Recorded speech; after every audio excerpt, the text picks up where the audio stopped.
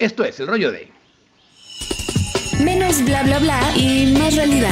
El rollo de... Gerardo de la Cruz Tobar, qué gusto saludarte, qué gusto tenerte en el programa. ¿Cómo estás? Muy bien, con el gusto de saludarlos y poder platicar con el auditorio. Un placer tenerte en el programa, Gerardo. Y bueno, finalmente, después de 130 amparos, se logró que el señor Cruz Esmada pisara la cárcel. Efectivamente, pues usted le han dado seguimiento a este tema. Ha sido complicado el litigio por las estrategias jurídicas a las que han recurrido para ir dilatando. Prácticamente es eso lo que se ha logrado, ir dilatando el procedimiento.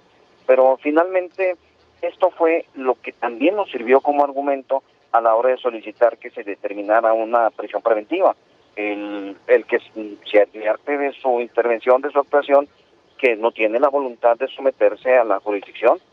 Finalmente, por eso es que después de una primera vinculación lograda el miércoles pasado, pedimos una revisión de medida cautelar en la otra carpeta donde lo tengo vinculado y también logramos una prisión preventiva. La verdad es que de alguna manera es determinado por esa falta de voluntad de someterse a la autoridad. Claro. Pero independientemente de la presión preventiva, sigue siendo, digamos, el caso de posibilidad de fuga, etcétera, un instrumento útil. Pero ¿qué posibilidad hay de que realmente se le compruebe este desvío de recursos y que haya una restauración al daño al erario público? Es lo que se busca, es lo que se pretende. Desde luego, sí quiero ser muy enfático en establecer que la primera denuncia que recibimos, que tiene que ver con el tema de salud y que abarca grandes cantidades de dinero, no necesariamente están en una sola carpeta, sino que nosotros originamos de aquella primera denuncia 23 carpetas de investigación, se abrieron 23 líneas de investigación, algunas tienen que ver con un mal actuar, algunas tienen que ver sí con disposición de dinero, algunas son competencia del Estado, otras son competencia federal, y cada una va teniendo su término. Desde luego, en la carpeta en la que logremos acreditar una responsabilidad y llegue en una sentencia, en esa se va a pedir una reparación del daño. Desde luego, eso es algo que se busca en todos los procedimientos. Incluso ya se prohíbe expresamente en la ley sentenciar a una persona si no lo condenas también a reparación del daño, sobre todo cuando existe un quebranto de por medio.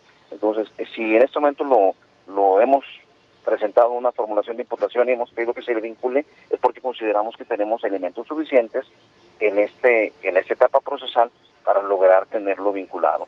Y desde luego estamos trabajando en investigación complementaria para acreditar plenamente, ahora sí, con lo que nos exige la ley, más allá de toda duda razonable, una responsabilidad penal. Eso en su momento lo estaremos acreditando. Gerardo, ¿qué tal? Buenos días. Gracias por estar con nosotros. Sin duda para ti ha sido un proceso complejo desde inaugurar una institución como la Fiscalía especializada en el combate a la corrupción, crearla prácticamente de cero, estrenar leyes, darnos cuenta de lo que funciona, de lo que no funcionaba en el original diseño, y sin embargo has logrado avanzar con algunos casos, has estado presente, la Fiscalía ha hecho lo que ha podido en un contexto muy complejo, y justo hablábamos del caso de Lozoya. Quizá tú nos puedas ilustrar sobre esta complejidad de perseguir la corrupción, porque no es únicamente señalar todo lo que implica y además irse en contra de sistema completo, no solo de personajes, sino un sistema que durante tantos años estuvo hecho para beneficiar la corrupción.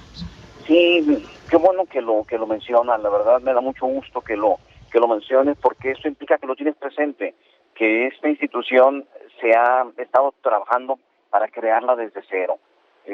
Vamos, aquí hay una situación que podemos simplemente ponerla en la palestra. Cuando yo comparezco en el Congreso y presento un plan de trabajo, yo hablo de arrancar esta fiscalía con 15 agentes del Ministerio Público. Es decir, con una estructura completamente diferente a la estructura con la que iniciamos, porque finalmente lo que se me autorizó fue un solo agente del Ministerio Público y 6 personas empezaron a trabajar conmigo en este tema. Pero vaya, no arrancó la fiscalía con las herramientas ni con el apoyo que en realidad necesitábamos, y lo hemos ido construyendo poco a poco. Poco a poco hemos ido logrando, pues vaya, que nos vean con mejores ojos y dando los resultados en la medida que las posibilidades las posibilidades materiales nos lo permiten. Cuando empezamos, obviamente no teníamos policías investigadores, siendo que la mayoría de las actuaciones las tiene que practicar la policía. Hicimos actuaciones en lugares tan conflictivos como estos terrenos del aeropuerto, en medio de los signatarios y los empresarios, sin policías investigadores y sin prácticamente equipo, llevando a cabo actuaciones entre el notificador, mi secretaria particular, el Ministerio Público y su servidor, prácticamente sin herramientas. Entonces, ahorita a la distancia sí volteamos para atrás y nos damos cuenta que estamos diferentes a como empezamos, que tenemos mejores herramientas, que ahora ya tenemos inclusive una agencia de Ministerio Público en Puerto Vallarta, una agencia de Ministerio Público en Ciudad Guzmán, pero es algo que hemos estado trabajando poco a poco para lograrlo. Gerardo, ¿qué tal? Alejandro Sierra, gracias por estar aquí con nosotros, de veras apreciamos que esté usted aquí en el programa. La pregunta es, y tiene que ver con lo que acaba de comentar Augusto, luce difícil que Cruz Mada haya actuado solo. La investigación que ustedes están haciendo apunta también a otros personajes importantes del gobierno anterior. De hecho, nosotros procuramos no quedarnos en niveles bajos en las investigaciones. Por eso es que hemos vinculado secretarios que eran titulares de instituciones. En este caso no podemos hablar, inclusive obviamente por la muerte del exgobernador, no podemos decir el gobernador tenía responsabilidades, no.